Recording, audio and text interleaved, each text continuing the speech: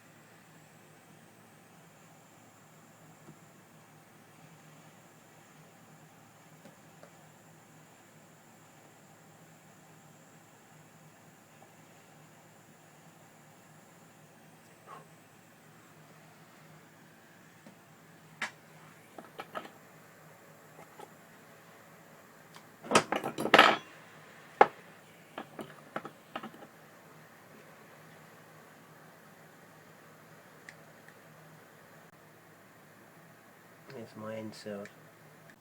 Okay, that's the second cell. Get the idea? It's quite, it's actually quite time consuming, and I've noticed that these tubes have got to be cut spot on, otherwise I have to take up the slack with solder, which is not really ideal. But I'm learning, you know, I'm just going along with it. So this is my second cell. That now turns my battery into a 4 amp battery, and on I will go. I've got to show the ends. These are the ends I'm using, just straightforward terminal connectors.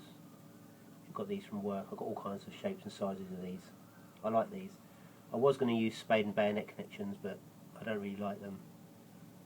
They're actually standard regulation for consumer units, but I don't know why, because I think they're unreliable. Okay, so then what I do, once I've made another cell, just to refresh your mind, there's 3 18650 batteries in there. It should be 4, but my output of my scooter generator is not high enough to charge 4. It gets to a certain voltage and then it stops, which isn't the end of the world, but I'd like to see if I can take it higher, you know, get more out of the battery. So I stepped it down to 3, which seems to be working really well. So this is my second cell, and this is what I do. Once I've completed the cell, there's basically three dead batteries in there. I don't know if they're good, if they're bad, if they're indifferent. I don't know. It's all. Basically, I separated the good batteries into another box, and the ones that were giving no reading, I put into another box. So I'm making these cells up with the 0 reading, because if I'm going to do any damage to anything, I'd rather start with the Duff batteries and see what happens. As it happens, these have now taken a charge. If I take you up to the battery management, remember my inverter's on, so when the inverter's off and the light's off, it's actually at 13.1 at 3 amps. So that's what it normally is. If I turn the light off, in actual fact I can turn the light off for you. You'll see it drop. Can you see? Now that's what it's charging those batteries at. Now that tells me it's taking a charge because the voltage is going up and the amps are going down. So taking you through it step by step.